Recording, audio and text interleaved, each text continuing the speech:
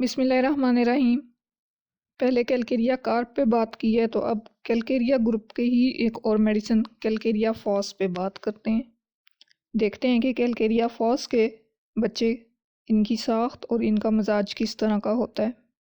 تو کیلکیریا فاس کے بچے جو ہوتے ہیں یہ چڑچڑے بچے ہوتے ہیں۔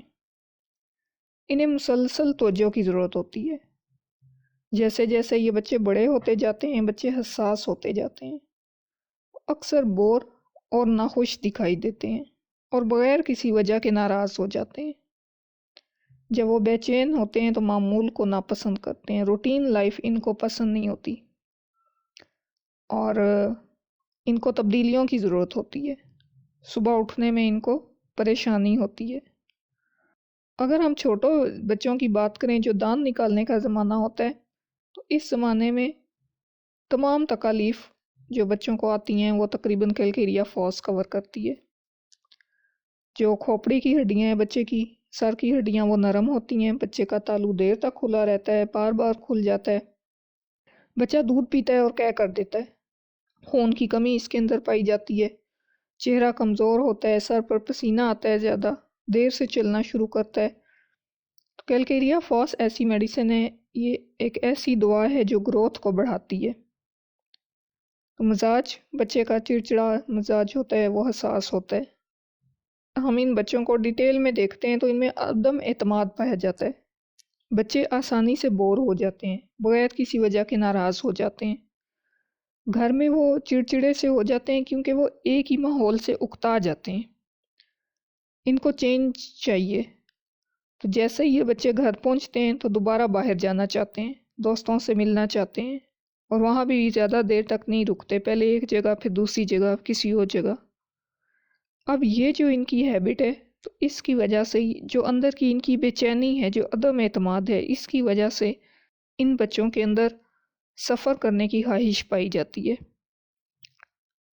جن بچوں کو کیلکیریا فاس کی ضرورت ہوتی ہے وہ بہت محنتی ہوتے ہیں، اچھی طرح سے پڑھتے ہیں اور پڑھنا پسند کرتے ہیں، لیکن پھر ان کے ذہن میں خیال آ جاتا ہے کہ وہ ٹھیک سے پڑھ نہیں پا رہے، پڑھائی میں کمزور ہو رہے ہیں۔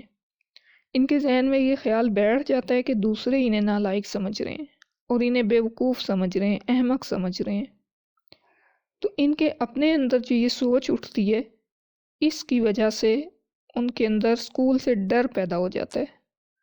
اسکول جانے سے وہ ڈرنے لگتے ہیں کہ باقی بچے ان کا مذاق اڑائیں گے، انہیں نالائق سمجھیں گے، اور یہی سوچ واقعی میں ان کی ذہنی صلاحیتیں کم کر دیتی ہے، ان کی ذہنی صلاحیتیں سست ہونے لگتی ہیں۔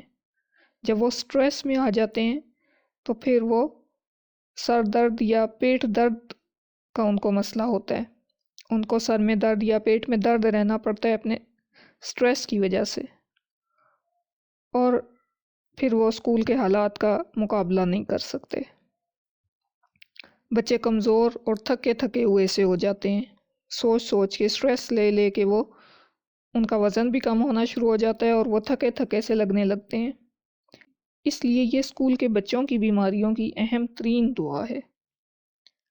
جو شکایات ہیں بچے کی، پیٹ کا درد، سر کا درد، وہ ذہنی دباؤ کے بعد ظاہر ہوتی ہیں، یعنی کہ بچہ اسکول چلا جاتا ہے، وہاں جا کے وہ سٹریس لیتا ہے اور اس کے بعد اس میں پیٹ کا درد یا سر کا درد ظاہر ہوتا ہے۔ جو اس طرح کے بچے ہوتے ہیں، کیلکیریا فاس کے بچے، یہ بار بار اپنی تکلیف کا ذکر کرتے ہیں، مسلسل دہراتے ہیں اپنی تکلیف کو، آہیں بھرتے ہیں اور کراہتے ہیں، ان کو درد کیونکہ ہو رہا ہوتا ہے تو یہ کراہتے ہیں۔